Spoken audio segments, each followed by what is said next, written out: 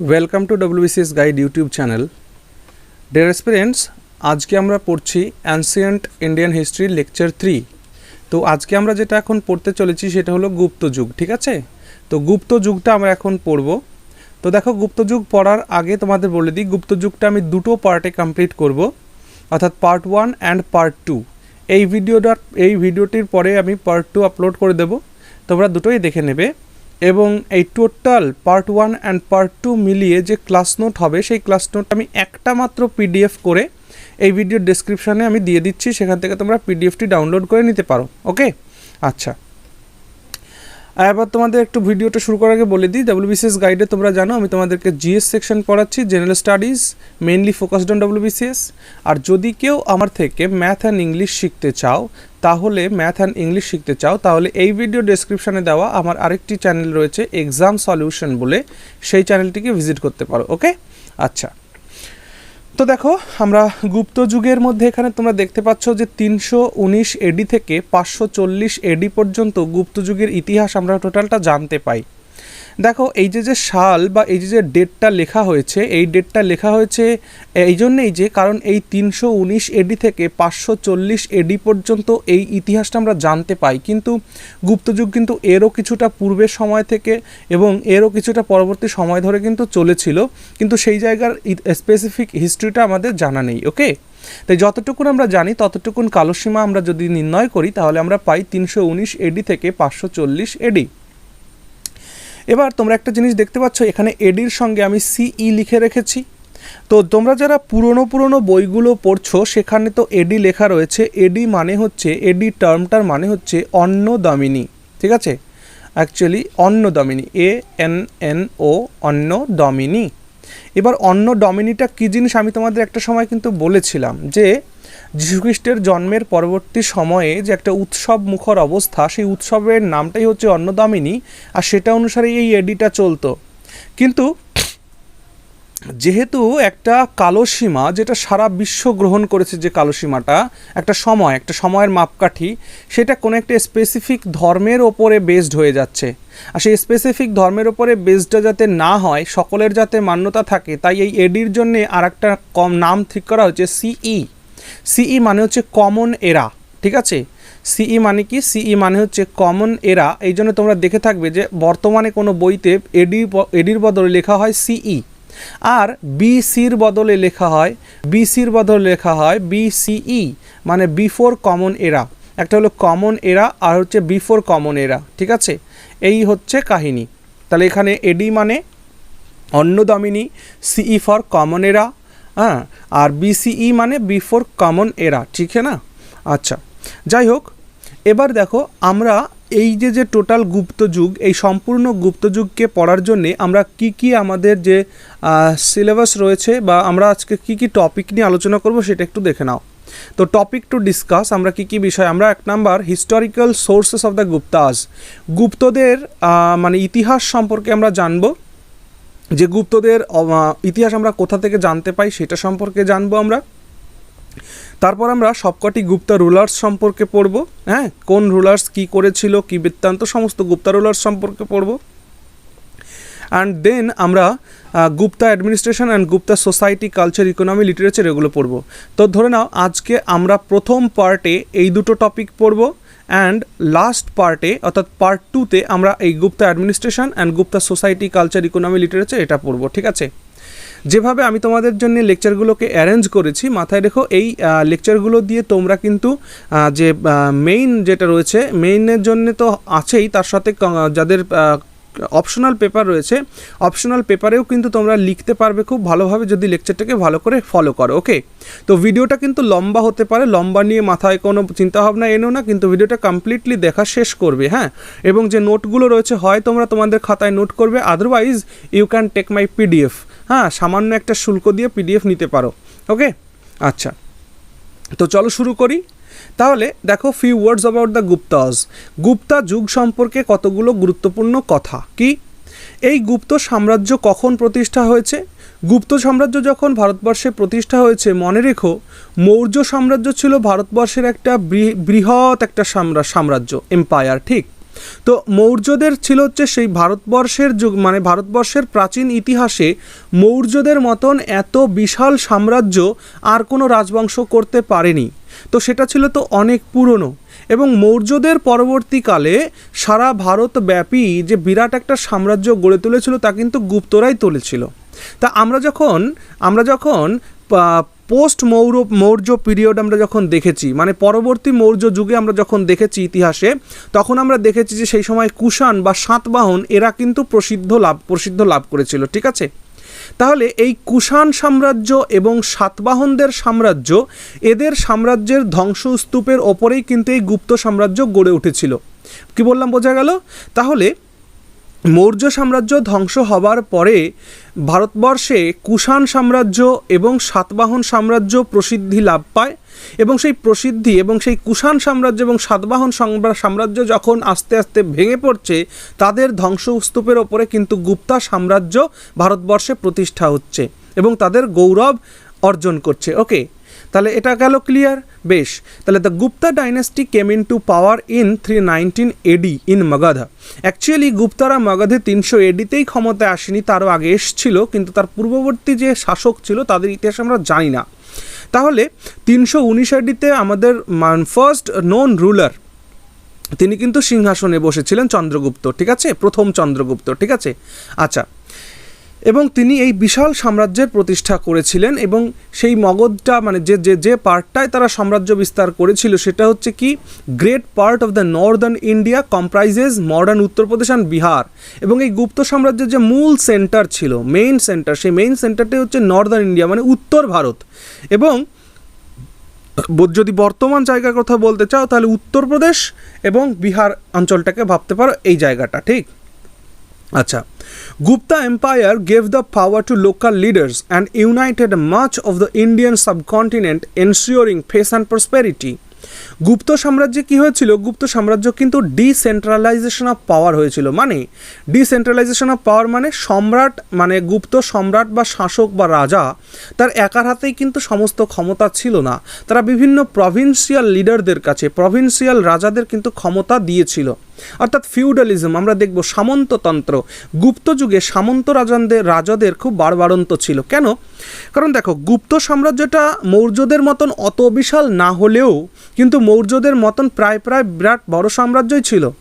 একটা কথা মাথায় রেখো, মৌর্য সাম্রাজ্য আমরা যখন পড়েছি তখন আমরা দেখেছিলাম মৌর্যরা কিন্তু দক্ষিণ ভারতেও তাদের সাম্রাজ্য বিস্তার করেছে, কিন্তু গুপ্ত সাম্রাজ্যে যখন আমরা দেখব গুপ্তরা কিন্তু দক্ষিণ ভারতে তাদের সাম্রাজ্য বিস্তার করেননি, বরং সেখানে তারা বিজয় করেছিলেন, রাজ্য বিজয় করে তাদের কাছেই রাজ্যের ভার রেখেছিল, কিন্তু তাদের থেকে ওই অ্যানুয়াল ট্রিবিউট তারা কালেক্ট করতো। তো গুপ্তরা কি করতো, গুপ্তরা তাদের বিশাল সৈন্যবাহিনী মেইনটেন করতো না, গুপ্তদের সৈন্যবাহিনীটা বিরাট বড় ছিল না। তারা কি করতো, তারা বিভিন্ন সামন্ত রাজাদের নিয়োগ করতো, আর সেই সামন্ত রাজাদের থেকে তারা সৈন্য কালেক্ট করতো। অ্যাকচুয়ালি ব্যাপারটা বলতে চাইছি, মনে করো, ধরো আমি যদি গুপ্ত যুগকে আজকের যুগে যদি ফিট করি, ধরে নাও নরেন্দ্র মোদীর সরকারটাও মনে করো গুপ্ত যুগের সরকার। তো কি করছেন নরেন্দ্র মোদী সাহেব, কি করছেন, তিনি ভারতের একটা বিরাট বড় আর্মিকে রাখছেন না, তিনি কি করছেন, তিনি বিভিন্ন প্রভিন্সকে ক্ষমতা দিচ্ছেন, তারা সৈন্যবাহিনী রাখছে। অর্থাৎ নরেন্দ্র মোদী বলছেন পশ্চিমবঙ্গের মুখ্যমন্ত্রী মমতা ব্যানার্জিকে বলছেন যে আপনি সৈন্য রাখুন, যখন আমার দরকার হবে আপনি আমাকে সৈন্য দেবেন। তারপরে বিহারকে বলছেন, উত্তরপ্রদেশকে বলছেন, ঝাড়খণ্ডকে বলছেন, উড়িষ্যাকে বলছেন, তেলেঙ্গানাকে বলছেন, মহারাষ্ট্রকে বলছেন, আসামকে বলছেন। বুঝতে পারছো যে প্রদেশকে বলছে যে তোমরা সৈন্যবাহিনী রাখো, যখন আমার দরকার হবে, আমি তো রাজা, আমি তো সেন্ট্রাল পাওয়ার, তো আমাকে তোমরা সৈন্যবাহিনী দিও। তো এইরকম ব্যাপারটা কিন্তু গুপ্ত যুগে ছিল। ওকে, আচ্ছা, এবং এই গুপ্ত রুলাররা কি করত, যে সমস্ত বিজিত দেশ তারা যেখানে যেখানে জয়লাভ করেছিল, সেই সমস্ত জয়লাভ করা রাজ্যগুলোকে কিন্তু তারা তাদের সাম্রাজ্যের সঙ্গে জয়েন করেনি। তারা কি করেছিল, তারা তাদেরকে বলেছিল তোমরা তোমাদের মতন শাসন করো, কিন্তু তোমরা আমাদের বশ্যতা স্বীকার করলে এবং তোমরা আমাকে অ্যানুয়ালি কিছু ট্রিবিউট আমাকে করবে। ঠিক আছে, এই ছিল হচ্ছে গুপ্তদের মানে ফরেন পলিসি। ঠিক, আচ্ছা, this age promoted creativity, arts and fabulous literature and stupendous scholars mark their works. ঠিক আছে, একটা কথা কি দেখো, এই গুপ্ত যুগটা হচ্ছে ভারতবর্ষের সৃষ্টি, হ্যাঁ, সৃষ্টির যুগ বলতে পারো, মানে ক্রিয়েটিভিটি। ঠিক আছে, মানে নতুনত্ব আবিষ্কারের যুগ, শিল্পকলা, সাহিত্য এবং বিখ্যাত বিখ্যাত মানে স্কলার্স, বিদ্বান ব্যক্তি কিন্তু এই গুপ্ত যুগে সৃষ্টি হয়েছেন। ওকে, সো এজ অফ ক্রিয়েটিভিটি বলা যেতে পারে গুপ্ত যুগকে, এবং গুপ্ত যুগকে বলা হয় ভারতের স্বর্ণযুগ, অর্থাৎ প্রাচীন ভারতের যদি স্বর্ণযুগ বলা যেতে পারে তাহলে গুপ্ত যুগকেই বলা যেতে পারে। Okay, considering all facts, this age is called classical age of the golden age or the golden age. ঠিক আছে, সমস্ত দিক বিচার বিবেচনা করে এই গুপ্ত যুগকে কিন্তু বলা হয়ে থাকে দ্য ক্লাসিক্যাল এজ। ঠিক আছে, ক্লাসিক্যাল এজ বা গোল্ডেন এজ। ঠিক আছে, দেখো গোল্ডেন এজ বলার কারণ কি? গোল্ডেন এজ বলার কারণ আমরা দেখব যে গুপ্তদের সময়ে যে শিল্প সংস্কৃতি সাহিত্য সেখানে যেভাবে চলছে, সেই শিল্প সাহিত্য সংস্কৃতি দেখে আমরা কিন্তু বুঝেই ফেলবো যে গুপ্তদের যুগটাকে ক্লাসিক্যাল এজ বা গোল্ডেন এজ বলা যেতেই পারে। ওকে, আর একটা কথা এখানে বলা দরকার, আমরা দেখেছিলাম যে সেই বৈদিক যুগ, ঠিক আছে, যে বৈদিক যুগের পরে বৈদিক যে ধর্ম বা হিন্দু ধর্ম, যে সনাতন ধর্ম, সেগুলো আস্তে আস্তে তাদের গৌরব হারাতে শুরু করে। আমরা দেখেছিলাম পরবর্তী বৈদিক যুগ আসতে আসতে আমরা দেখেছিলাম যে সেখানে ধর্ম প্রতিবাদী আন্দোলন গড়ে উঠেছিল। আর সেই ধর্মীয় প্রতিবাদী আন্দোলন যখন গড়ে উঠেছিল তখন কিন্তু এই ভারতবর্ষে 63টি ধর্ম সম্প্রদায়ের জন্ম হয়েছিল। সেই 63টি ধর্ম সম্প্রদায়ের মধ্যে 3টি ধর্ম সম্প্রদায় ভারতবর্ষে বিশেষভাবে প্রসিদ্ধ লাভ করেছিল তাদের বিভিন্ন রাজাদের প্যাট্রোনেজের জন্য। বিভিন্ন রাজারা সেই সমস্ত ধর্মকে গ্রহণ করেছিল, যার কারণে সেই 63টি ধর্মের মধ্যে 3টি ধর্ম প্রসিদ্ধি পেয়েছিল। সেই 3টি ধর্মের নাম কি? বৌদ্ধ ধর্ম, জৈন ধর্ম অ্যান্ড আজীবকদের ধর্ম। ঠিক আছে, এই 3টে ধর্ম মৌর্য যুগে এসে কিন্তু প্রচণ্ড পরিমাণে খ্যাতি লাভ করেছিল। ঠিক, কারণ আমরা দেখেছিলাম মৌর্যদের যে রাজারা রয়েছিল, যেমন মৌর্য সাম্রাজ্যের যে প্রতিষ্ঠাতা চন্দ্রগুপ্ত মৌর্য, তিনি পরবর্তী জীবনে জৈন ধর্ম গ্রহণ করলেন। আবার চন্দ্রগুপ্ত মৌর্যের ছেলে যে সে হচ্ছে বিন্দুসার, সে বিন্দুসার তিনি কি করছেন? তিনি আজীবকদের ধর্ম গ্রহণ করছেন। এবং বিন্দুসারের ছেলে অশোক, আমরা দেখেছি সে অশোক বুদ্ধ ধর্ম গ্রহণ করছেন। তার মানে এই যে রয়্যাল প্যাট্রোনেজ এই ধর্মগুলো পেয়েছিল, পেতে পেতে কি হলো, আস্তে আস্তে হিন্দু ধর্ম বা যে বৈদিক ব্রাহ্মণ ধর্ম সেটা আস্তে আস্তে মৃতপ্রায় হয়ে গেছিল। এবং পরবর্তী বৈদিক যুগেও এসে আমরা দেখেছি বৌদ্ধ ধর্মের বিশাল বাড়বাড়ন্ত, কারণ পরবর্তী মৌর্য যুগে আমরা দেখেছি কুষাণ সাম্রাজ্য, সাতবাহন সাম্রাজ্য, এই সমস্ত জায়গায় কী হচ্ছে না, বৌদ্ধদের বিশাল বাড়বাড়ন্ত রয়েছে। তো ঠিক এরকম একটা মুহূর্তে যখন গুপ্ত যুগের সূচনা হচ্ছে, এই গুপ্ত যুগের ম্যাক্সিমাম রুলাররাই ছিল বৈষ্ণব বা শৈব। হ্যাঁ, মানে গুপ্ত যুগের ম্যাক্সিমাম শাসককেই আমরা দেখব তারা হয় কেউ বৈষ্ণব, না হলে কেউ শৈব অর্থাৎ শিবের ভক্ত বা বিষ্ণুর ভক্ত। ঠিক আছে, তো এই যে হিন্দু ধর্মের রেজারেকশন, মানে গুপ্ত যুগকে বলা যেতে পারে যে হিন্দু ধর্মের রেজারেকশনের যুগ, মানে হিন্দু ধর্মের বা বৈদিক ধর্মের পুনরুত্থানের যুগ কিন্তু এই গুপ্ত যুগকে বলা যেতে পারে। ওকে, আচ্ছা, এরপরে দেখো হিস্টোরিক্যাল সোর্সের যদি কথা আমরা বলতে চাই তাহলে বলবো গুপ্তদের ইতিহাস জানতে গেলে আমাদের গুপ্ত যুগে যে সমস্ত স্কলার্সরা জন্মগ্রহণ করেছেন সেই গুপ্ত যুগের স্কলার্সদের যে বিভিন্ন লেখা গ্রন্থ রয়েছে সেখান থেকে আমরা গুপ্তদের অনেক ইতিহাস জানতে পাই। তাছাড়াও যদি আমরা লিটারারি সোর্সের কথা বলি তাহলে আমরা পুরাণকে দেখি। আমাদের হিন্দু ধর্মের মধ্যে রয়েছে 4 বেদ, 18 পুরাণ। সেই 18 পুরাণের মধ্যে বায়ু পুরাণ, মৎস্য পুরাণ, বিষ্ণু পুরাণ, ভগবত পুরাণ, এই সমস্ত জায়গা থেকে কিন্তু আমরা গুপ্তদের ইতিহাস জানতে পাই। ওকে, আচ্ছা, ধর্মশাস্ত্র বা স্মৃতিগ্রন্থ থেকেও আমরা কিন্তু গুপ্তদের কথা জানতে পাই, যেমন নারদ স্মৃতি থেকে, বৃহস্পতি স্মৃতি থেকে, তারপর ব্যাসদেবের স্মৃতিগুলো থেকে আমরা কিন্তু জানতে পাই এই গুপ্তদের কথা। আর যদি রিলিজিয়াস টেক্সটের কথা বলি তাহলে আর্য মঞ্জুশ্রী, মূলকল্প, হ্যাঁ, বসুবন্ধু চরিত, তারপর তোমার রয়েছে চন্দ্রগর্ভ পরিপ্রাচ বুদ্ধিস্ট টেক্সট, এটা থেকেও জানতে পাই। তারপর হরিবংশ, তারপরে তোমার কাব্যমালা, এই সমস্ত গ্রন্থ থেকে কিন্তু আমরা গুপ্তদের সম্পর্কে জানতে পাই। ওকে, এবার কাব্য নাটকের কথা যদি বলি, সেতুবন্ধ কাব্য, কৌমুদী মহোৎসব, তারপর দেবী চন্দ্রগুপ্তম, তারপর মুদ্রা রাক্ষস, তারপর শ্রীনগর প্রকাশ, তারপর ন্যায় দর্পণ, তারপর তোমার রয়েছে নাটকলাসনা, রত্নকোষ। এই সমস্ত জায়গায়, এই সমস্ত গ্রন্থগুলো থেকে কিন্তু আমরা এই গুপ্তাদের ইতিহাস সম্পর্কে জানতে পাই। ওকে, আমরা এই সমস্ত লিটারেচার নিয়ে পরবর্তী পার্টে আমরা কিন্তু ডিটেলসে আলোচনা করব, চিন্তার কোনো কারণ নেই। ওকে, আচ্ছা, এবার এই গুপ্তযুগে বিভিন্ন চৈনিক পরিব্রাজক মানে চাইনিজ ট্রাভেলার্সরাও কিন্তু ভারতবর্ষে এসেছিলেন। যেমন ফাহিয়েনের লেখা থেকে আমরা গুপ্তদের সম্পর্কে জানতে পাই, হিউয়েন সাংয়ের লেখা থেকে আমরা গুপ্তদের সম্পর্কে জানতে পাই, ইৎসিংয়ের লেখা থেকেও আমরা গুপ্তদের সম্পর্কে জানতে পাই, আবার সাংপা বা সাংপানের লেখা থেকেও আমরা গুপ্তদের সম্পর্কে জানতে পাই। ওকে, তাহলে এই যে চারজন চৈনিক পরিব্রাজক এরা কিন্তু গুপ্ত যুগে কিন্তু ভারতবর্ষে তাদের ভ্রমণ করতে এসেছিলেন এবং এরা সকলেই কিন্তু বুদ্ধিস্ট ছিল, অর্থাৎ বৌদ্ধ ধর্মের পৃষ্ঠপোষক ছিল এবং এরা বৌদ্ধিস্ট ট্রাভেলার ছিল। হ্যাঁ, তো এরা এসেছিল ভারতবর্ষে সেই বৌদ্ধ ধর্মের সৃষ্টি যেখানে হয়েছে সেই জিনিসটাকে খোঁজ করতে। ঠিক আছে, আচ্ছা, এবার যদি ইনস্ক্রিপশন লিপির কথা বলি তাহলে মনে রেখো আমাদের যে গুপ্ত সাম্রাজ্যে যে সমস্ত রাজা জন্মগ্রহণ করেছেন তাদের যে লিপিগুলো, তাদের যে ইনস্ক্রিপশনগুলো রয়েছে সেগুলো থেকেও আমরা কিন্তু গুপ্তযুগের ইতিহাস জানতে পাই। যেমন সমুদ্রগুপ্তের প্রয়াগ প্রশস্তি, এই প্রয়াগ প্রশস্তিকে তোমরা কিন্তু কোথাও কোথাও এলাহাবাদ প্রশস্তিও পেতে পারে। এই প্রয়াগ প্রশস্তি এলাহাবাদ, ঠিক আছে, এলাহাবাদ, দেখো এলাহাবাদ যেটা এলাহাবাদের প্রাচীন নাম যেটা ছিল সেটা কিন্তু প্রয়াগ প্রশস্তি ছিল, কিন্তু মোগল আমলে এই সমস্ত আমাদের প্রাচীন নামগুলোকে বাদ দিয়ে তারা তাদের নিজেদের মতন করে নাম রেখেছিল। আর যেটা বর্তমানে কি হয়েছে না, বর্তমানে উত্তরপ্রদেশে যোগী আদিত্যনাথের সরকার এসে কী করছেন, তিনি সব নামগুলোকে চেঞ্জ করছেন। এতে কারো খারাপ লাগতে পারে, কারো ভালো লাগতে পারে, সেটা পলিটিক্যাল ম্যাটার, আমি ওদিকে যাচ্ছি না। কিন্তু এই প্রয়াগ প্রশস্তিকে কিন্তু আমরা এলাহাবাদ প্রশস্তি বলেও জানবো। ঠিক আছে, আচ্ছা, কারণ এলাহাবাদের বর্তমান নাম হয়েছে প্রয়াগ। ঠিক, এটা পূর্বেও যদি প্রয়াগ ছিল, তাহলে প্রয়াগ প্রশস্তি হরিসেন রচনা করেছিলেন এই ইনস্ক্রিপশনটি, প্রয়াগ প্রশস্তি।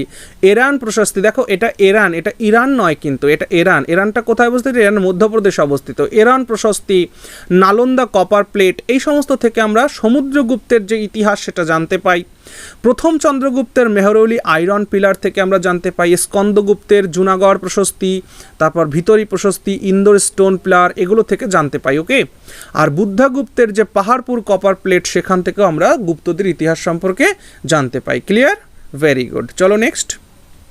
আচ্ছা, এবার এখানে আমরা যেটা পড়তে চলেছি সেটা হচ্ছে মনুমেন্টস। ঠিক, তো গুপ্তযুগের মনুমেন্টস বলতে কি, একটা কথা মাথায় রাখো, এই গুপ্তযুগেই কিন্তু মন্দিরের যুগ বলতে পারো। গুপ্তযুগকে একটা মন্দিরের যুগ বলা যায়, কারণ এই গুপ্তযুগের মানুষেরা সবাই কিন্তু হিন্দু ধর্মের পৃষ্ঠপোষক, আর হিন্দু ধর্মের পৃষ্ঠপোষক হওয়ার জন্য বিভিন্ন মন্দির মঠ তৈরি করার পেছনে কিন্তু এদের বিরাট বড় ভূমিকা রয়েছে।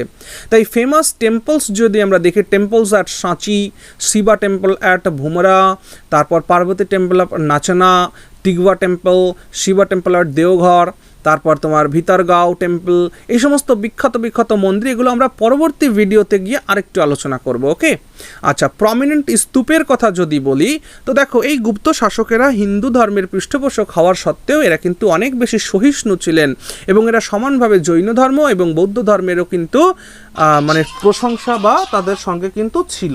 ঠিক আছে, আচ্ছা, এবার এখান থেকে তোমরা দেখো যে কেভস অ্যাট অজন্তার যে গুহা, সেখান থেকেও আমরা গুপ্তদের সম্পর্কে, গুপ্তদের আর্ট অ্যান্ড কালচার কেমন ছিল, তাদের পেইন্টিংসগুলো কেমন ছিল, এটা আমরা জানতে পাই। পিলার্ড হল at Junagadh are the greatest source to learn about the Gupta period. ঠিক, ওকে, কয়েন্সের কথা যদি বলি, আমাদের যে কয়জন গুপ্তা শাসক আমরা দেখব পরবর্তী সময়, সেই প্রত্যেকটা গুপ্তা শাসকই তার নিজের রাজত্বকালে কিন্তু বিভিন্ন ধরনের সোনার কয়েন ইস্যু করেছেন, সোনার কয়েন, যেগুলোকে বলা হতো দিনার। মনে রেখো, গুপ্ত যুগের সোনার কয়েনকে বলা হতো দিনার, DINAR, দিনার। তাহলে গুপ্ত যুগের সোনার যে স্বর্ণমুদ্রা, সেই স্বর্ণমুদ্রাগুলোকে বলা হতো দিনার। ওকে, আচ্ছা, coins issued by the Gupta rulers give us the view of political and historical aspects of the Guptas. গুপ্তাদের ঐতিহাসিক এবং রাজনৈতিক যে পটভূমি বা প্রেক্ষাপট, সেটা আমরা কয়েন থেকেও বুঝে যাই। তারপরে J Allen has made a critical study of the Gupta period which was published in 1914 okay, আচ্ছা, details discussion in later part of the lecture, অর্থাৎ কয়েন্স সম্পর্কে আমরা পরবর্তী সময় আলোচনা করব, অর্থাৎ প্রত্যেকটা রুলার সম্পর্কে আমরা এগুলোকে আলোচনা করতে থাকবো, ঠিক আছে। ওকে, এবার গুপ্তদের যে কাস্ট ছিল, অর্থাৎ গুপ্তরা কোন অরিজিন থেকে সৃষ্টি হয়েছে সেই অরিজিন সম্পর্কে কতগুলো ঐতিহাসিকের বিভিন্ন মতামত আমরা এখানে জানব। যে কে কে বলেছেন যে গুপ্তারা শূদ্রা কাস্ট থেকে বিলং করতো, কে বলেছেন গুপ্তারা বৈশ্য কমিউনিটি থেকে বিলং করতো, কারা বলেছেন যে গুপ্তারা ক্ষত্রিয় কমিউনিটি থেকে বিলং করতো, কে বলেছেন গুপ্তারা ব্রাহ্মণ ছিল, এগুলো কিন্তু পরীক্ষায় আসে, খুব ইম্পর্ট্যান্ট, ঠিক আছে। যতগুলো পয়েন্ট তোমরা তোমাদের স্ক্রিনে দেখছো এগুলো কিন্তু সত্যি পূর্বে পরীক্ষায় মানে অতীতে পরীক্ষা এসছে এবং ভবিষ্যতে পরীক্ষা আসতে পারে, এগুলোকে মাথায় রাখবে। ওকে, আচ্ছা, কেপি জয়সওয়াল বলেছেন, হ্যাঁ, কেপি জয়সওয়াল বলেছেন গুপ্তাজ আর শূদ্রা কাস্ট বাই অ্যানালাইজিং কৌমুদি মহাৎসভা, মানে কৌমুদি মহাৎসভা এইটা দেখে, কৌমুদি মহাৎসভা এই গ্রন্থটি পড়ে এই কেপি জয়সওয়াল এটা বুঝতে পেরেছেন যে এই গুপ্তরা শূদ্রা কাস্ট থেকে মানে শূদ্র জাতির মানুষ ছিল। ওকে, আবার দেখো রমিলা থাপার, আয়েঙ্গার, আল্টেকার্স এরা সবাই গুপ্তদেরকে বলেছেন যে এরা বৈশ্য কমিউনিটি থেকে বা বৈশ্য কমিউনিটিতে বিলং করতো।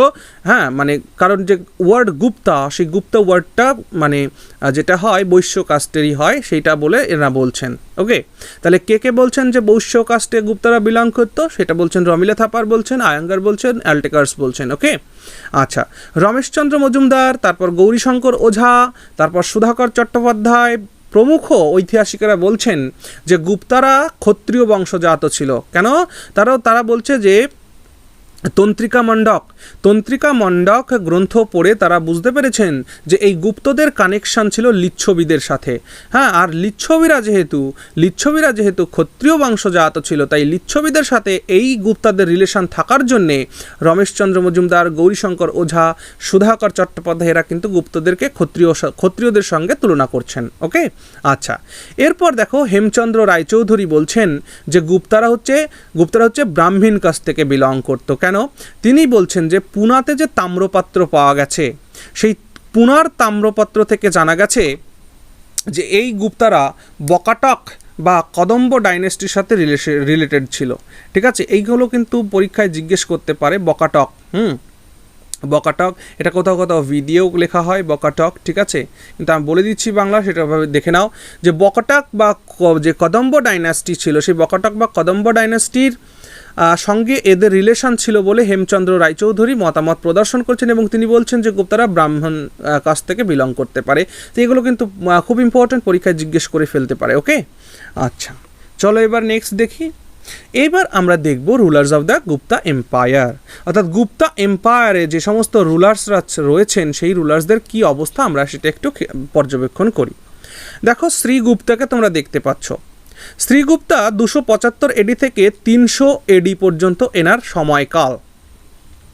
বলা হয় যে গুপ্তা ডাইনাস্টির প্রতিষ্ঠা করেছেন এবং এই শ্রীগুপ্তার নামটা জানা যায় ইত সিং এর লেখা থেকে। খুব ইম্পর্ট্যান্ট কিন্তু।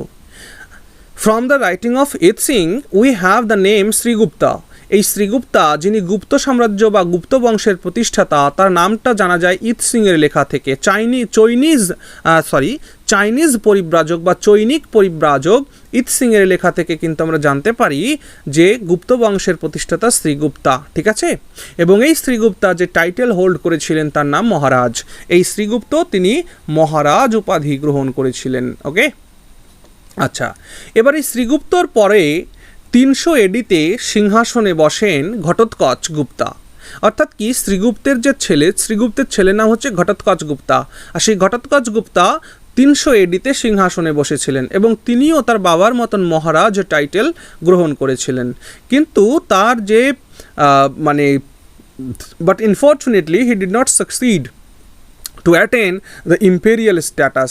কিন্তু তিনি সেরকমভাবে কোনো ইম্পেরিয়াল স্ট্যাটাস কিন্তু অ্যাকচুয়ালি লাভ করতে বা অর্জন করতে পারেননি। ওকে, আচ্ছা, এবার চলে এসো ঘটোৎকচের পরে কে সিংহাসনে বসলো, এখান থেকেই শুরু হচ্ছে আমাদের ইতিহাস। ওকে, দেখো, প্রথম চন্দ্রগুপ্ত সম্পর্কে যে সিংহাসনে বসা, এখানে 320 এডি আমি লিখে রেখেছি, কোথাও তোমরা 319 এডিও পেতে পারো। ওকে, মাথায় রেখো। তাহলে দেখো প্রথম চন্দ্রগুপ্ত 319 বা 320 এডিতে সিংহাসনে বসেন এবং 335 এডি পর্যন্ত তিনি তার রাজত্ব চালান। Okay, he was the son of Ghatotkacha.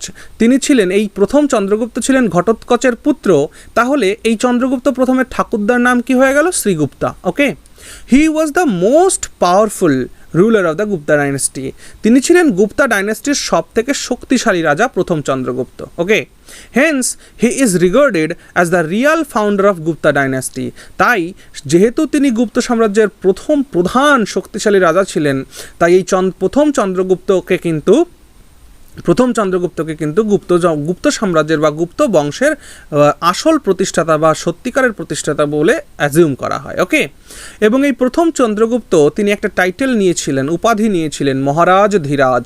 তাহলে প্রথম চন্দ্রগুপ্তের টাইটেল কি ছিল? প্রথম চন্দ্রগুপ্তের টাইটেল ছিল কিন্তু মহারাজ ধীরাজ। ঠিক আছে, তাহলে এই চন্দ্রগুপ্তের আগে যারা ছিল তারা সবাই মহারাজা টাইটেল নিয়েছিল, অর্থাৎ শ্রীগুপ্ত এবং ঘটোৎকচ, কিন্তু চন্দ্রগুপ্ত প্রথম টাইটেল নিয়ে নিলেন কিনা মহারাজা ধীরাজ। ওকে, আচ্ছা, he increase the power and prestige of the empire by mostly matrimonial alliances and the conquests. বলছে তিনি বৈবাহিক সূত্র স্থাপন করে কি করেছিলেন? তার সাম্রাজ্য বিস্তার করেছিলেন। এছাড়াও বিভিন্ন যুদ্ধ জয়ের মাধ্যমেও তিনি কিন্তু তার সাম্রাজ্যের বিস্তার ঘটিয়েছিলেন। তিনি মিথিলার লিচ্ছবিদের রাজকন্যা কুমার দেবীকে বিয়ে করেছিলেন, কুমার দেবী। ঠিক আছে, আর সেই কুমার দেবীকে বিয়ে করার জন্যে তিনি সেই কুমার দেবীকে উৎসর্গ করে একটি সোনার কয়েন চালু করেছিলেন, যেটাকে বলা হয় কুমার দেবী টাইপ কয়েন। ওকে, তাহলে প্রথম চন্দ্রগুপ্ত তার স্ত্রী কুমার দেবীকে গ্লোরিফাই করার জন্যে একটি স্বর্ণ মুদ্রার প্রচলন করেছিলেন, যে স্বর্ণ মুদ্রাটিকে বলা হয় কুমার দেবী টাইপ কয়েন। ওকে, আচ্ছা, এবার দেখো, যেহেতু তিনি এই মিথিলার লিচ্ছবিদের সঙ্গে বৈবাহিক সূত্রে আবদ্ধ হলেন, তখন এই চন্দ্রগুপ্ত প্রথম ইনি কী করলেন? ইনি এই বৈবাহিক সূত্রে, অর্থাৎ নিজের শ্বশুর হয়ে গেল, তাহলে তার শ্বশুরবাড়ি কোথায় হয়ে গেল? মিথিলা হয়ে গেল তার শ্বশুরবাড়ি। আর সেই মিথিলাটা কোথায় অবস্থিত তোমরা জানো? মিথিলাটা হচ্ছে একদম গাঙ্গেয় যে উপত্যকা, সেই গাঙ্গেয় উপত্যকায় মিথিলা। অর্থাৎ কি, এই গাঙ্গেয় উপত্যকায় যে গ্যাঙ্গেটিক ভ্যালি, সেই গ্যাঙ্গেটিক ভ্যালিটা ছিল প্রচুর পরিমাণে ফার্টাইল। মানে গাঙ্গেয় উপত্যকা যেখান দিয়ে মা গঙ্গা গেছেন, সেই জায়গাগুলোয় যে জমিগুলো তার পাশ দিয়ে রয়েছে, সেগুলোকে কিন্তু তিনি প্রচুর উর্বর করে দিয়েছেন। তার পলি দিয়ে, তার জল দিয়ে, তার স্নেহ মায়া মমতা দিয়ে বলতে পারি যে সেই গঙ্গা নদী তার চারিপাশকে বিরাটভাবে তিনি কি করেছেন না, ফার্টাইল করে দিয়ে গেছেন, অনেক উর্বর করে দিয়ে গেছেন।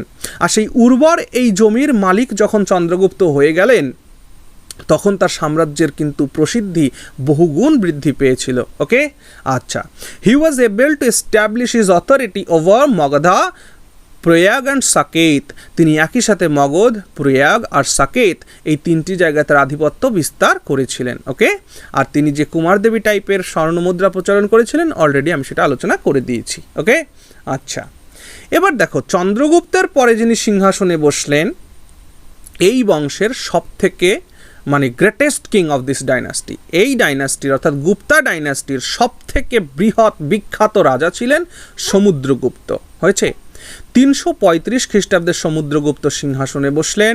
একটু মনে করার চেষ্টা করো, গুপ্ত সাম্রাজ্যের প্রতিষ্ঠাতা শ্রীগুপ্তের ছেলের নাম ঘটোৎকচ, ঘটোৎকচের ছেলের নাম প্রথম চন্দ্রগুপ্তের ছেলের নাম সমুদ্রগুপ্ত। ওকে, এই সেই সমুদ্রগুপ্তকে আমরা এখন পড়ছি।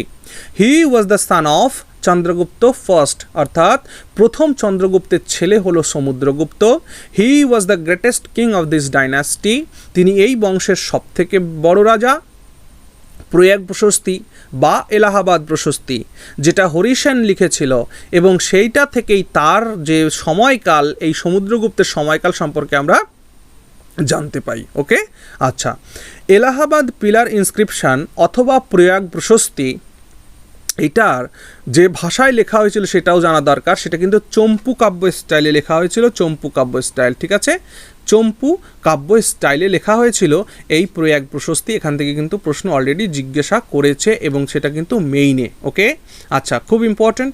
দেখো আমি তোমাদের এই নোটগুলোর মধ্যে এমন এমন পয়েন্ট বা তথ্য রেখেছি যার থেকে পূর্বে প্রশ্ন এসেছে এবং ভবিষ্যতেও আসতে পারে। ওকে, কারণ জেনারেলি তোমাদের সাধারণ বই যেগুলো তোমরা পড়ে থাকো সেগুলোতে কিন্তু এতটা ইনফরমেশন থাকে না। ওকে, তো লেকচারগুলোকে খুব ভালোভাবে খেয়াল করবে এবং যদি লেকচারটা তোমাদের খুব ভালো লাগে তাহলে একটা লাইক করে দেবে এবং বন্ধুদের সঙ্গে শেয়ার করে দিও। ওকে, আচ্ছা, it says that he was the great conqueror. ঠিক আছে, এই প্রয়াগ প্রশস্তি থেকে আমরা কিন্তু সমুদ্রগুপ্তের পুরো তার রাজত্বকালটার কথা বা পুরো ইতিহাসটা জানতে পাই এবং এই প্রয়াগ প্রশস্তি থেকে আমরা জানতে পাচ্ছি যে সমুদ্রগুপ্ত একজন গ্রেট কনকারার ছিলেন, বিশাল বিজেতা ছিলেন অ্যাকচুয়ালি। ওকে, আর তার এই সর্ববিজয়ের জন্যে তার এই যে বিজিত মাইন্ডসেট, মানে তিনি বিশাল একটা সৈন্যবাহিনীকে রাখতেন, তার পাওয়ারফুল নেভি ছিল। ঠিক আছে, তিনি জাভা, সুমাত্রা, তারপর মালয়, হ্যাঁ, যেটাকে আমরা মালয়েশিয়া বলি, তো এই জাভা, সুমাত্রা, মালয় এই সমস্ত দেশগুলো কিন্তু তিনি তার অধীনে এনেছিলেন। তিনি এই রাজ্যগুলোকে তার ডমিনিয়ন তার ডমিনিয়নে পরিণত করেছিলেন। এই জন্যে ভিএ স্মিথ তাকে বলেছিলেন ইন্ডিয়ান নেপোলিয়ান। দেখো সমুদ্রগুপ্ত এত রাজ্য বিজয় করছে, এই কারণেই কিন্তু সমুদ্রগুপ্তকে বলা হয় ভারতীয় নেপোলিয়ান। তাহলে সমুদ্রগুপ্তকে ভারতীয় নেপোলিয়ান বলা হয়, পয়েন্টটা কিন্তু খুব ইম্পর্ট্যান্ট। এবং কে বলেছেন? VA Smith. ওকে, আচ্ছা, তাহলে his dominion over Java, Sumatra, Malay shows, এটা দেখায় that he had a powerful navy. আচ্ছা, তার কাছে যদি নেভি না থাকতো তাহলে সে জাভা, সুমাত্রা, মালয়তে কি করে পৌঁছাতো, ঠিক না? আচ্ছা, Samudragupta extended his empire from Brahmaputra to Chambal. দেখো সুদূর পূর্ব দিকে ব্রহ্মপুত্র রয়েছে, ব্রহ্মপুত্রের এখন অবস্থান কোথায় রয়েছে? আসাম। ঠিক আছে, আর আমরা চলে যাচ্ছি চম্বল সুদূর পশ্চিম দিকে। ঠিক আছে, আচ্ছা, Harisena described him as the hero of 100 battles. হরিসেনের লেখা থেকে আমরা জানতে পাই যে তিনি শতযুদ্ধ করেছিলেন, শতযুদ্ধের নায়ক ছিলেন এই সমুদ্রগুপ্ত। ওকে, তো শুধু তো তার নাম আর ইন্ডিয়ান নেপোলিয়ান হয়নি, কিন্তু একটা বড় দুর্ভাগ্যের বিষয়, আমরা যারা ওয়েস্টার্ন কালচারকে ফলো করি, তো নেপোলিয়ান তার জীবনে কটা যুদ্ধ জয় করেছেন যে তাকে আমরা সমুদ্রগুপ্তকে বলছি, তার নাম দিয়েছি, কিন্তু এমনটা হওয়া উচিত ছিল যে নেপোলিয়ানকে বলা উচিত ছিল, হ্যাঁ, যে সমুদ্রগুপ্ত। হ্যাঁ, বুঝতে পারছো, মানে ইন্ডিয়ান সমুদ্রগুপ্ত। ঠিক আছে, বলা উচিত ছিল নেপোলিয়ানকে। তো নেপোলিয়ান আমরা সেটা করিনি, আমরা বাইরের থেকে কোনো একটা রাজাকে টেনে নিয়ে এসেছি আমাদের মহান রাজাকে গ্লোরিফাই করার জন্যে। এটা একটা বড় একটা অবাক করা ঘটনা। তোমাদের কি মনে হয় জানিও কমেন্ট সেকশানে। ওকে, আচ্ছা, হি পারফর্মড অশ্বমেধ যজ্ঞ, হি ওয়াজ আ বৈষ্ণব। এই যে সমুদ্রগুপ্ত তিনি ছিলেন একজন বৈষ্ণব, আর তিনি বৈষ্ণব থাকার জন্যে কিন্তু তিনি অশ্বমেধ যজ্ঞ করতেন। ওকে, আচ্ছা, এবার আমরা দেখে নিই তার টাইটেল কী কী ছিল। এই সমুদ্রগুপ্ত তিনি কি পদবি বা উপাধি গ্রহণ করেছিলেন? নাম্বার 1, প্রয়াগ প্রশস্তি বা এলাহাবাদ প্রশস্তি থেকে আমরা জানতে পারি যে সমুদ্রগুপ্ত কবিরাজ টাইটেল নিয়েছিলেন। কবিরাজ মানে কি? কবিদের রাজা, অর্থাৎ যে সমস্ত কবি রয়েছেন কবিদের রাজা হচ্ছে কবিরাজ। পরম ভাগবত, নালন্দা কপার প্লেট থেকে জানা যায় পরম ভাগবত।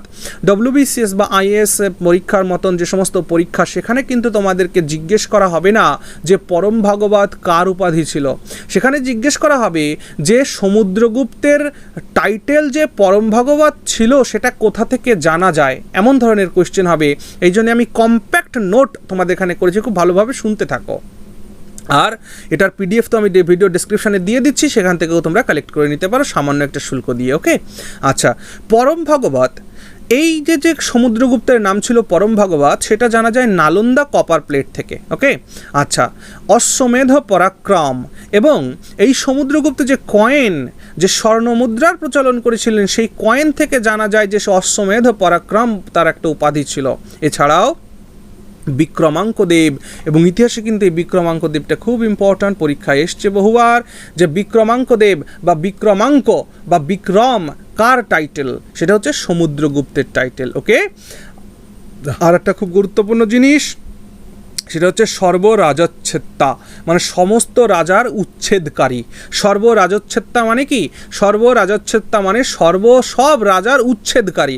বুঝতে পারছো? হরিসেন বলছেন যে সমুদ্রগুপ্ত 100টা যুদ্ধের নায়ক, মানে তিনি শতযুদ্ধ লড়াই করেছেন এবং শতযুদ্ধ জয়লাভ করেছেন। তার মানে কি? সর্বরাজচ্ছেত্তা তার কিন্তু টাইটেল কার? সমুদ্রগুপ্তের। ক্লিয়ার হলো? Very good. He issued coins, Garuda type, ঠিক আছে, অ্যাক্স টাইপ, অশ্বমেধ টাইপ, তারপরে তোমার ব্যাঘ্রহরণ টাইপ। দেখো ব্যাঘ্রহরণ মানে কি?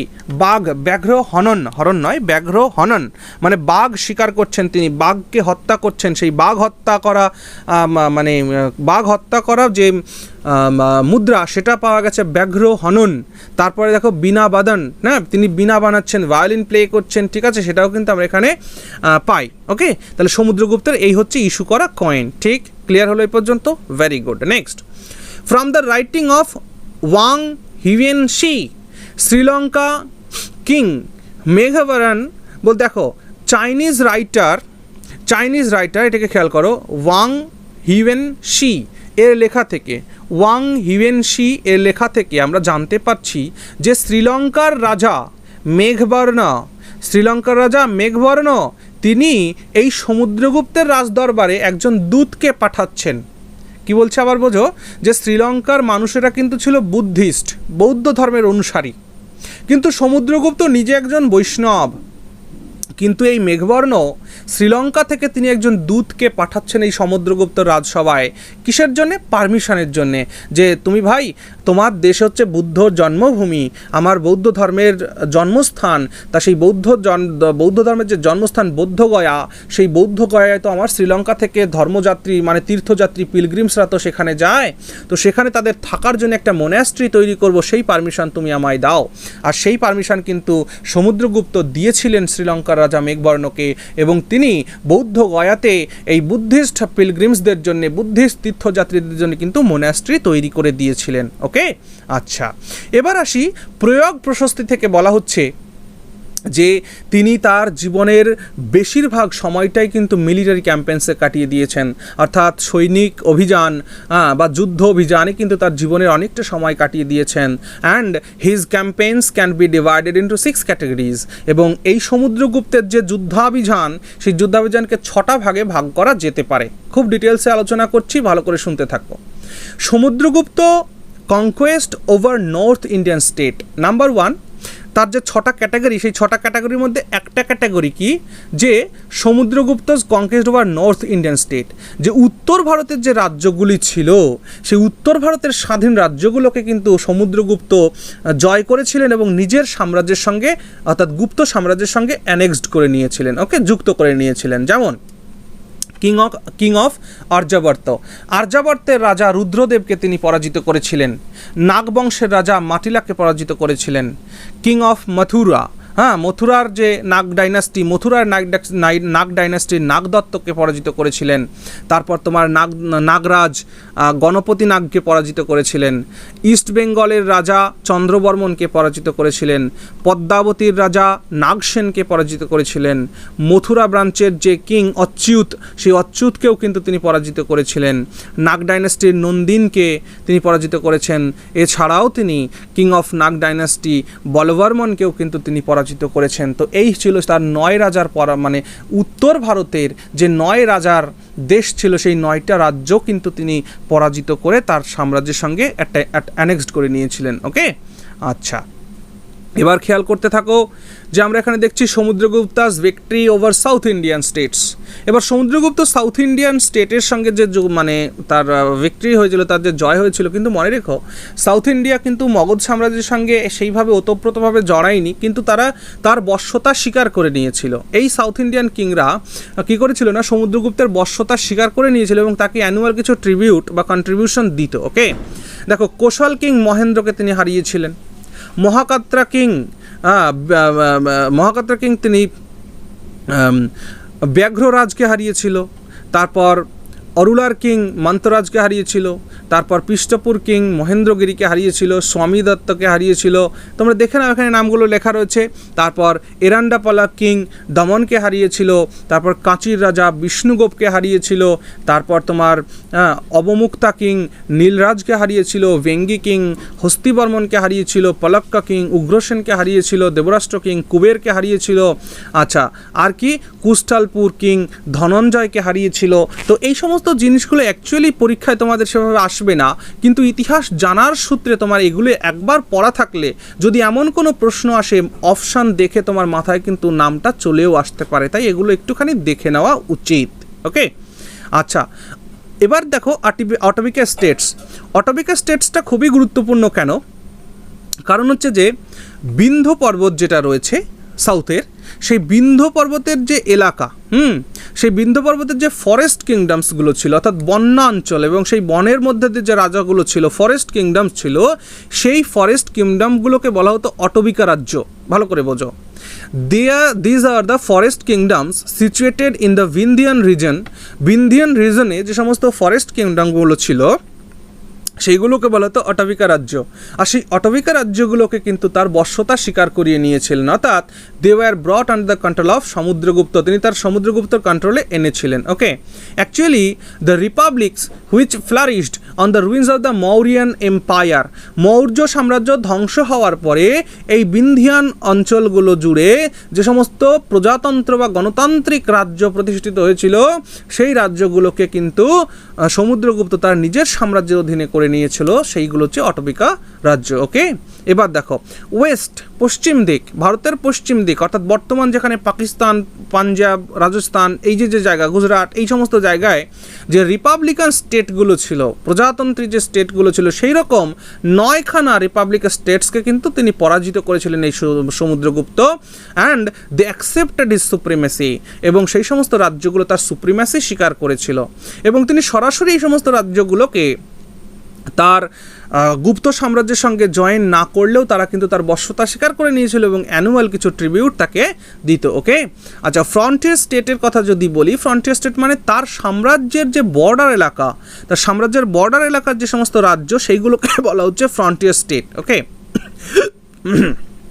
Sorry, more than 5 frontier states accepted to pay him annual tribute, মানে তার ফ্রন্টিয়ার রাজ্যগুলোর মধ্যে 5টারও বেশি রাজ্য তাকে অ্যানুয়াল ট্রিবিউট দিতে রাজি হয়েছিল। আর যদি ফরেন স্টেটের কথা বলো তাহলে আমরা দেখব যে the Hindu colonies in south east Asia and Ceylon maintained a good relation with him, মানে শ্রীলঙ্কার রাজা, সাউথ ইস্ট এশিয়ার যে সমস্ত রাজ্যগুলো ছিল, সেখানে হিন্দু কলোনিজ যেগুলো ছিল, তারা সকলেই কিন্তু এই সমুদ্রগুপ্তের সঙ্গে রিলেশনটা খুব ভালো রাখত। ওকে, আচ্ছা এবার সমুদ্রগুপ্তর পরে আমরা যেটা আসি নেক্সট, সেটা হলো রামগুপ্ত। ঠিক আছে, রামগুপ্ত ইতিহাসে একটুখানি মানে একটুখানি বিখ্যাত বলতে পারো, একটু নেগেটিভলি বিখ্যাত, মানে নেগেটিভভাবে বিখ্যাত। কেন? কারণ বিশাখ দত্তের একটা নাটক আছে দেবী চন্দ্রগুপ্তম, তো সেই বিশাখ দত্তের নাটক দেবী চন্দ্রগুপ্তম, সেটা যদিও কিন্তু মানে সেটা এখন যদিও পুরোটা নেই, তার কিছু কিছু কোটেশান বিভিন্ন পরবর্তী সময়ে রাইটারদের লেখা থেকে পাওয়া যায়। তো কি একটা প্রথমে আগে সম্পর্কে বলি, তারপর বলছি ঘটনাটা। রামগুপ্ত সাকসিডেড সমুদ্রগুপ্ত মানে মারা যাবার পরে রামগুপ্ত সিংহাসনে বসেছিল। বিশাখ দত্তের নাটক Devi Chandraguptam says that Ramagupta was the elder brother of Chandragupta. দ্বিতীয় চন্দ্রগুপ্তের বড় ভাই ছিল বিশাখ দত্ত। দ্বিতীয় চন্দ্রগুপ্ত হচ্ছে সমুদ্রগুপ্তের ছেলে, অর্থাৎ সমুদ্রগুপ্তের 2 ছেলে আমরা এখানে দেখতে পাচ্ছি, এক হলো রামগুপ্ত, এক হলো চন্দ্রগুপ্ত দ্বিতীয়, অর্থাৎ দ্বিতীয় চন্দ্রগুপ্ত আর একটা রামগুপ্ত। তাহলে এই সমুদ্রগুপ্তর পরে রামগুপ্ত ছিল সমুদ্রগুপ্তের বড় ছেলে। তো রামগুপ্ত সিংহাসনে বসলো, কিন্তু এই রামগুপ্ত ব্যাটা ছিল খুব উইক, এবং তিনি খুব অল্প সময়ের জন্যই শাসনভার চালিয়েছিলেন, তিনি খুব উইক রুলার ছিলেন।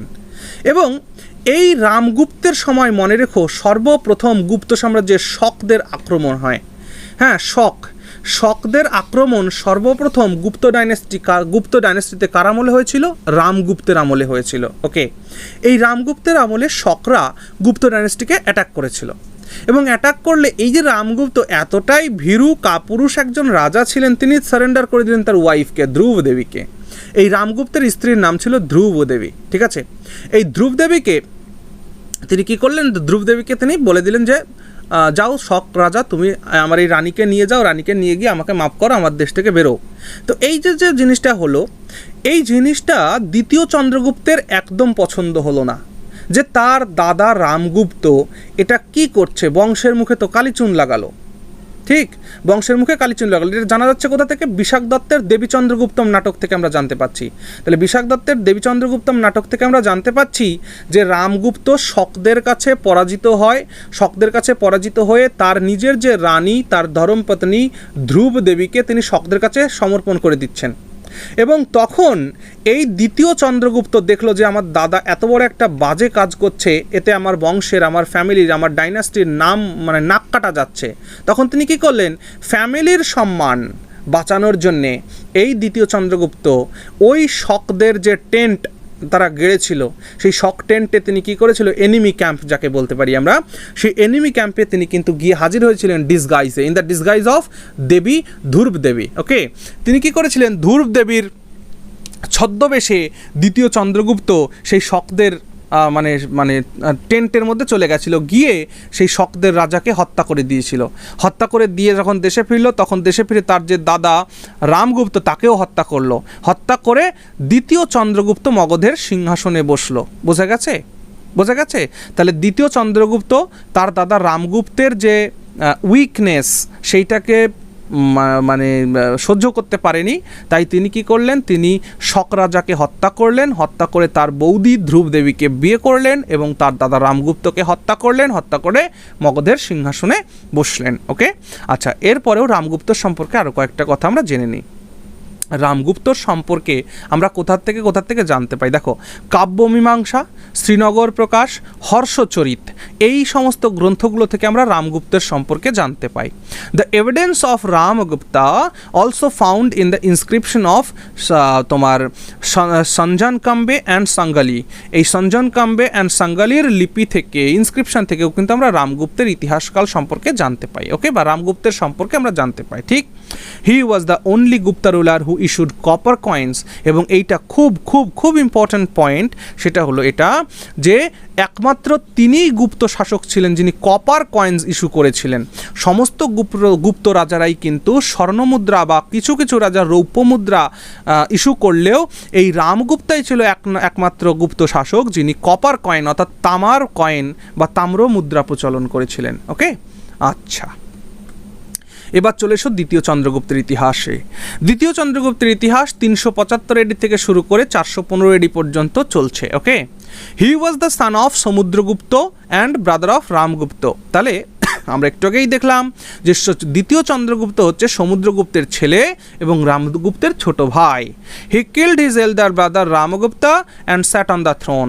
তিনি তার বড় ভাই রামগুপ্তকে হত্যা করেছিলেন, কারণ হত্যা করার কারণও ছিল তার ভাই ছিল খুবই উইক রুলার এবং নিজের স্ত্রীকে যে রক্ষা করতে পারছে না, নিজের রাজ্যকে যে রক্ষা করতে পারছে না, সেই জায়গা থেকে তার হত্যাটাকে আমরা কিন্তু জাস্টিফাই করতে পারি।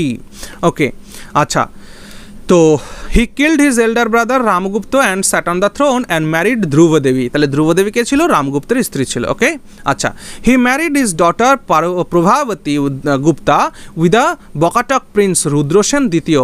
তাহলে এই যে দ্বিতীয় চন্দ্রগুপ্ত তার যে কন্যা প্রভাবতী গুপ্তা, সেই প্রভাবতী গুপ্তাকে বকাটক রাজকুমার দ্বিতীয় রুদ্রসেনের সঙ্গে বিয়ে দিয়েছিলেন। এবং এই দ্বিতীয় রুদ্রসেন যে মধ্য ভারত, সেই মধ্য ভারতে রাজত্ব করত।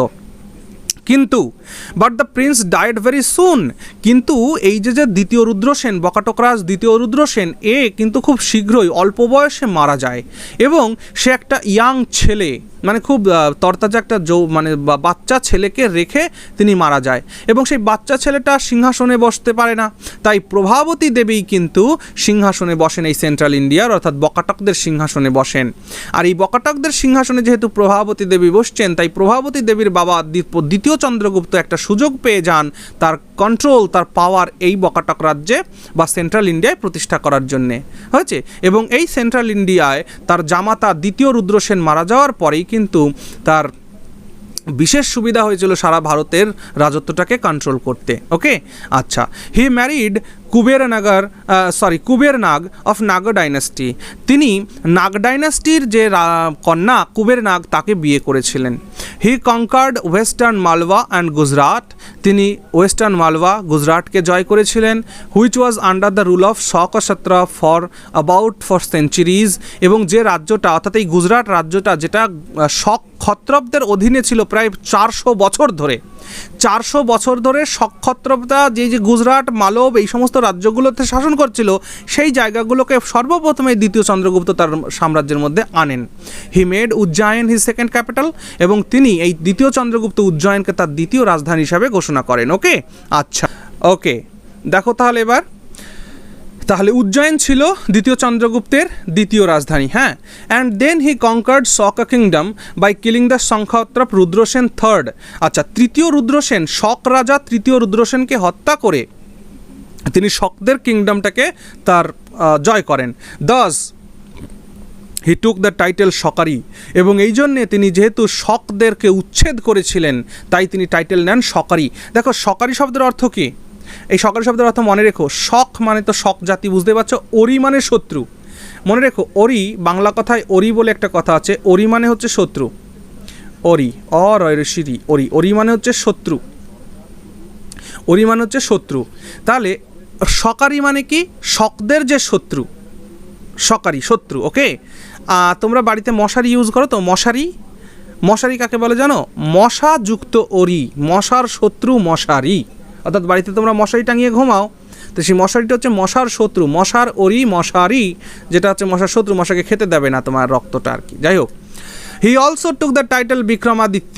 ঠিক আছে, তিনি এই দ্বিতীয় চন্দ্রগুপ্ত কিন্তু বিক্রমাদিত্য টাইটেলও কিন্তু গ্রহণ করেছিল। ওকে, আচ্ছা, Mehrauli iron pillar inscription says that he defeated the confederacy of Vangas and Vahlikas. দেখো, ভাহিলকাস বা ভেঙ্গাসদের যে কনফেডারেসি ছিল, তাদের যে একটা যুক্ত ইউনিট ছিল, সেই যুক্ত ইউনিটটাকে কিন্তু তিনি পরাজিত করেছিলেন এই দ্বিতীয় Chandragupta. Okay, he was the first Gupta ruler to issue silver coins in the memory of Shaka conquest.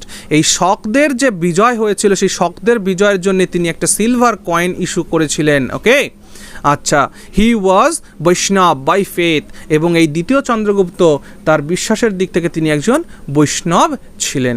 Clear হলো? আচ্ছা, তাহলে এবার আমরা এই দ্বিতীয় চন্দ্রগুপ্তের টাইটেল দেখে নিই।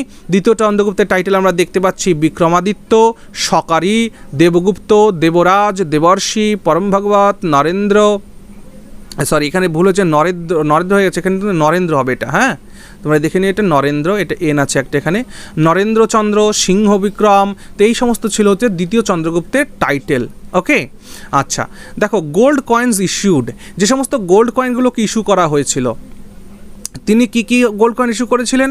অশ্বারোহী টাইপ, মানে ঘোড়ায় চড়া অবস্থায়, তারপরে দেখো ছত্রধারী টাইপ, মানে ছাতা ধরে আছেন সেই অবস্থায়, চক্রবিক্রম টাইপ, তো এইগুলো হচ্ছে দ্বিতীয় চন্দ্রগুপ্তের ইস্যু করা কয়েনের টাইপ। ওকে, আচ্ছা, এ চাইনিজ পিলগ্রিম, একজন চৈনিক তীর্থযাত্রী, বুদ্ধিস্ট তীর্থযাত্রী ফাহিয়েন, এই ফাহিয়েন কিন্তু তার সময়কালে অর্থাৎ দ্বিতীয় চন্দ্রগুপ্তের সময়কালে ভারত ভ্রমণে এসেছিলেন, এবং তিনি তার ভ্রমণ বৃত্তান্তে একটি বইতে লিখে রেখেছিলেন যার নাম হচ্ছে ফোগো ওজি।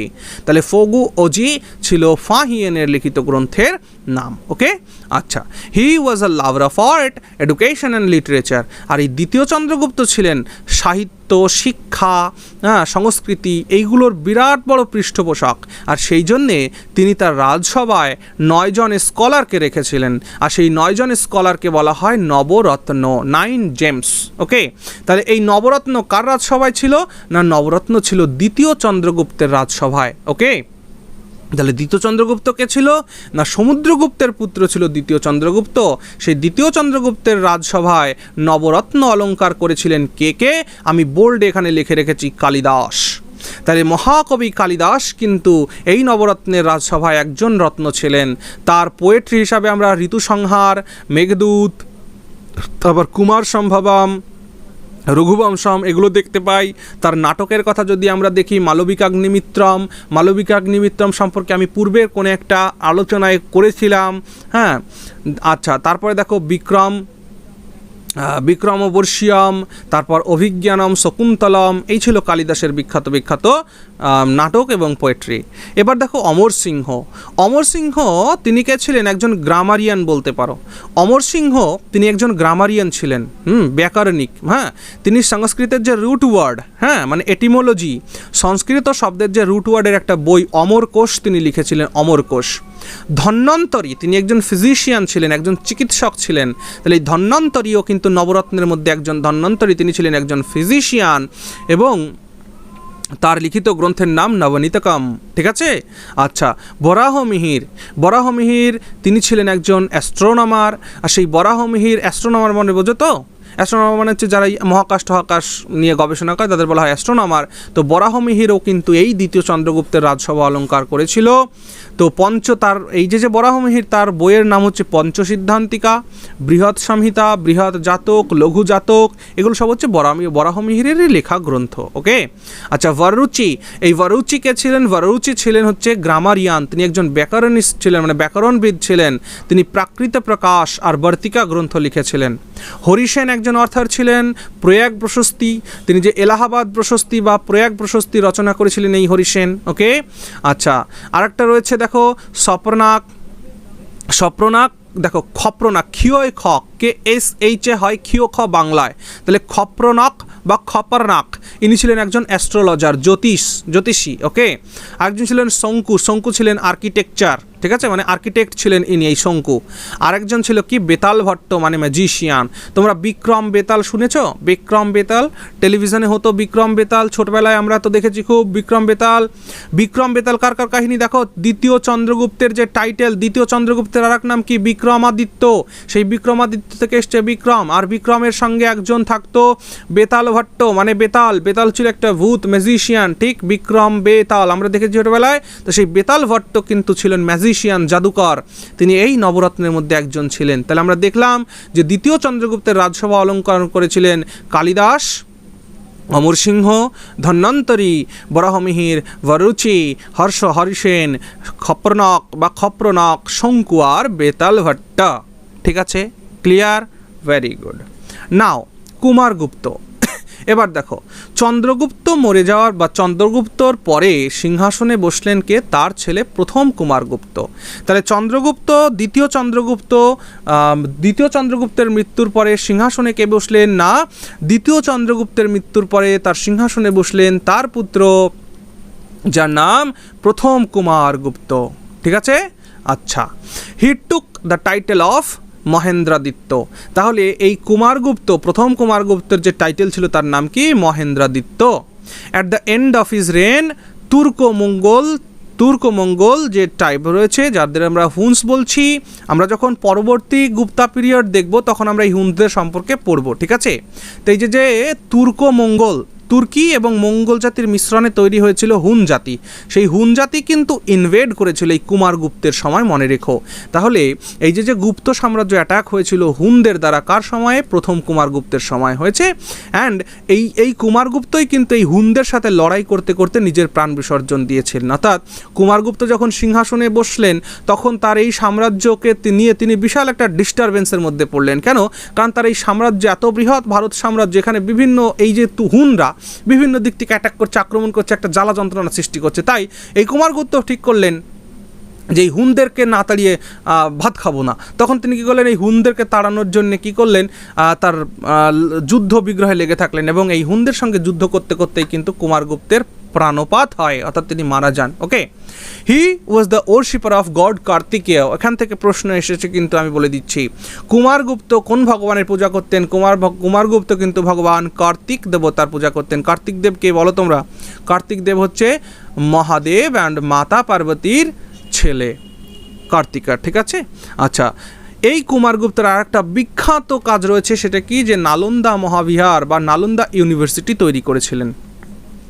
তাহলে এই কুমারগুপ্ত কী করেছিলেন? নালন্দা ইউনিভার্সিটি প্রতিষ্ঠা করেছিলেন। তাহলে নালন্দা ইউনিভার্সিটি কে প্রতিষ্ঠা করেছিলেন? কোন গুপ্ত সম্রাট করেছিলেন? কুমারগুপ্ত করেছিলেন। ওকে, তিনি যে কয়েনগুলো ইস্যু করেছিলেন সেইগুলো সেখানে দেখে নাও কী কী করেছিলেন।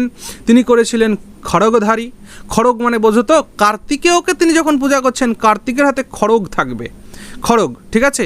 সেই খড়গধারী টাইপের তিনি মুদ্রা প্রচলন করেছিলেন। গজারোহী টাইপ, গজারোহী মানে কি? গজ মানে হাতি, হাতির পিঠে ওঠা মানে মুদ্রা প্রচলন করেছিলেন। সিংহ নিহত টাইপ, সিংহকে নিহত করছেন, সিংহকে মারছেন, ঠিক আছে। লায়ন কিলিং, সিংহকে মারছেন, সেই সিংহ নিহত টাইপ। তারপরে তোমার রয়েছে খঙ্গ নিহত টাইপস। দেখো খঙ্গ মানে কি জানো? খঙ্গ মানে হচ্ছে কি বলে এটাকে? গন্ডার, ঠিক আছে, রাইনোসেরাস।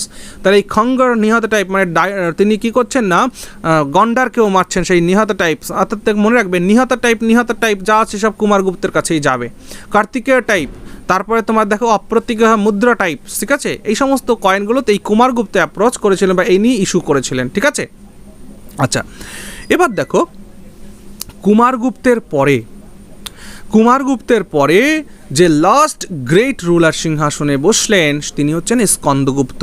মনে রেখো, এই স্কন্দগুপ্তের পরবর্তী সময় যে সমস্ত রাজারা এসেছেন এই এরপরে সাকসেসর, মানে স্কন্দগুপ্তের যারা সাকসেসর তাদের ইতিহাস সেভাবে জানা কিন্তু যায় না। ওকে, আচ্ছা, তাহলে স্কন্দগুপ্তকে কি বলা যেতে পারে?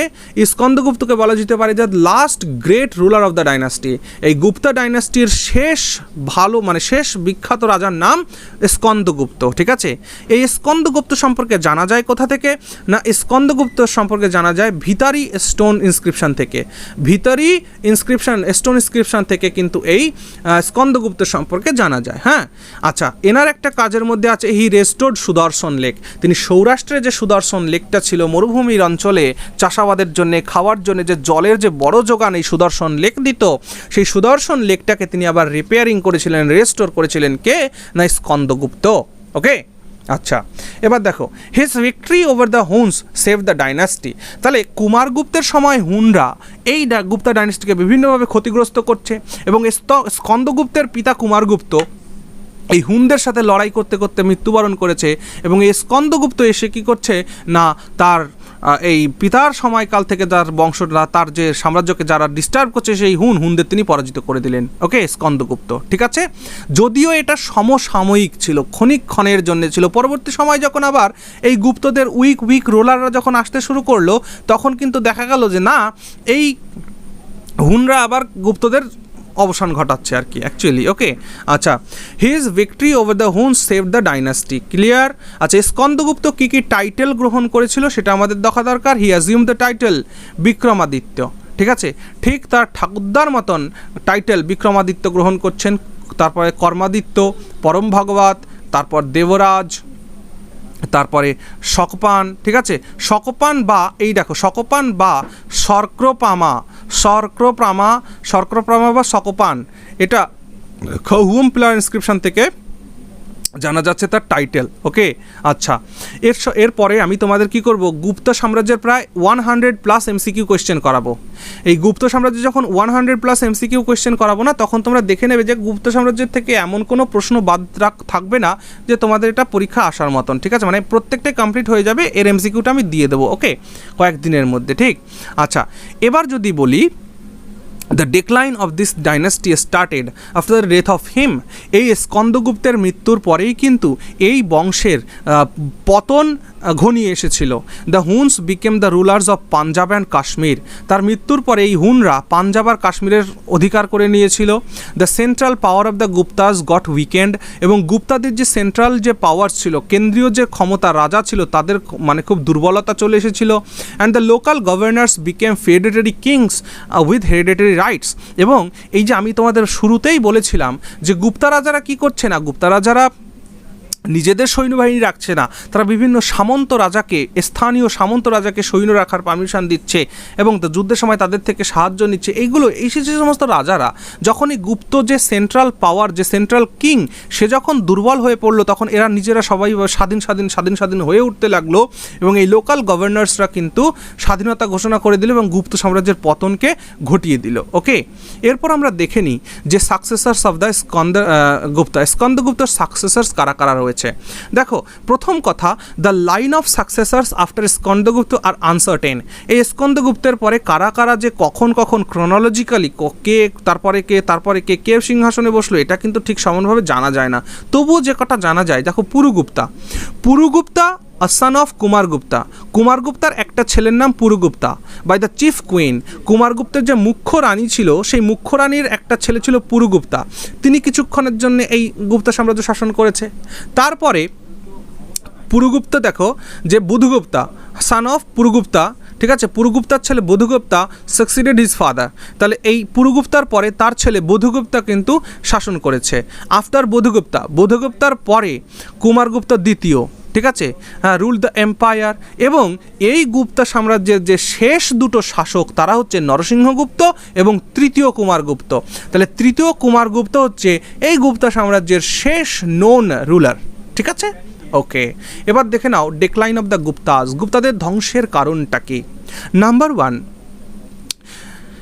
ইনভেশনস বাই দ্য হুনস। গুপ্তা সাম্রাজ্যের ধ্বংসের অনেকগুলো কারণ ছিল, তার মধ্যে সবথেকে বড় ছিল ইনভেশনস বাই দ্য হুনরা যেভাবে তাদেরকে আক্রমণ করছিল এই গুপ্তা সাম্রাজ্যকে, এটা কিন্তু তাদের ধ্বংসের মূল একটা কারণ। Rise in feudalism, faulty land system. দেখো, ফিউডালিজমের রাইজ হচ্ছিল, ফিউডালিজম মানে যে সামন্ত রাজা, যাদের ওপরে গুপ্তা ডাইনাস্টির সেনাবাহিনী নির্ভর করত, সেই সমস্ত রাজারা কী করলো, আস্তে আস্তে নিজেদের প্রতিপত্তিকে বাড়ানোর চেষ্টা করলো। আর বাড়ানোর জন্য তারা কী করলো, আস্তে আস্তে এই সাম্রাজ্যটা টুকরো খণ্ডে বিভক্ত শুরু করলো। অ্যান্ড তার সাথে রয়েছে ফল্টি ল্যান্ড সিস্টেম। এবং মনে রেখো, এই গুপ্তরাই কিন্তু ব্রাহ্মণদেরকে বিভিন্ন গ্রাম, বিভিন্ন মঠ মন্দির দানে দানে দিয়ে দিত। আর সেই ব্রাহ্মণদের এইভাবে টুকরো সম্পত্তি বিলিয়ে দেওয়ার জন্য কিন্তু যে ফল্ট ল্যান্ড সিস্টেম হয়েছিল, তার জন্য কিন্তু গুপ্তাদের ধ্বংসের পথ সৃষ্টি হয়েছে, পথটা প্রসারিত হয়েছিল। আচ্ছা, এরপর কি, উইক সাকসেসার্স। এই গুপ্তা যুগের যে সাকসেসার্স যা ছিল, যার যে পরবর্তী যে শাসক ছিল, তারা খুব উইক ছিল, দুর্বল ছিল। ফিনান্সিয়াল ডিফিকাল্টিস, দেখো, অর্থনৈতিক যে সমস্যা, সেটা তো হবেই। তুমি কি করছো, বিভিন্ন ব্রাহ্মণকে এ গ্রাম সে গ্রাম, বিভিন্ন সামন্ত রাজাকে এ রাজ্য সে রাজ্য, এ প্রান্ত সে প্রান্ত দিয়ে দিচ্ছ। তাহলে তোমার যে রেভিনিউ কালেকশন, সেটা কমে গেল। আর সেটা কমে যাওয়ার জন্য কিন্তু যখন সেন্ট্রাল পাওয়ার দুর্বল হয়ে গেল, সেন্ট্রাল পাওয়ার দুর্বল হওয়ার জন্য কিন্তু ফাইন্যান্সিয়াল ডিফিকাল্টিস এই গুপ্তা সাম্রাজ্যকে ধ্বংসের দিকে এগিয়ে নিয়ে গেল। ওকে, আচ্ছা, ডিক্লাইন অফ ফরেন ট্রেড। এবং পরবর্তী যে সমস্ত শাসকেরা এসছে, তারা সবাই ভোগবিলাসী, আনন্দপ্রিয় ছিল এবং তারা কি করতো না, ফরেন যে ট্রেড, তাদের যে ব্যবসা বাণিজ্যের দিকে মনোনিবেশ করা দরকার, সেই সমস্ত ভুলে গেল। ওকে, তো ডিক্লাইন অফ ফরেন ট্রেডও কিন্তু গুপ্ত সাম্রাজ্যের ধ্বংসের পেছনে অন্যতম কারণ। এছাড়া লাস্ট কারণ এখানে বলছি, absence of large professional army to maintain vast empire. এবং যেহেতু গুপ্তাদের কখনোই প্রফেশনাল আর্মি ছিল না সেভাবে, এই জন্যও কিন্তু গুপ্ত সাম্রাজ্যের ধ্বংস হয়েছিল। ওকে, তো ঠিক আছে, আজকে আমরা এই পর্যন্ত দেখলাম। আমরা নেক্সট পার্টে, অর্থাৎ গুপ্তা সাম্রাজ্যের নেক্সট পার্টে আমরা আলোচনা করব Gupta administration, Gupta literature, Gupta economy, Gupta culture, Gupta society, এই সমস্ত কিছু নিয়ে আমরা নেক্সট পার্টে আলোচনা করব। ঠিক আছে, তো এই ভিডিওটি ভালো লাগলে অবশ্যই একটা লাইক করে দিও। ঠিক, চলো, থ্যাংক ইউ।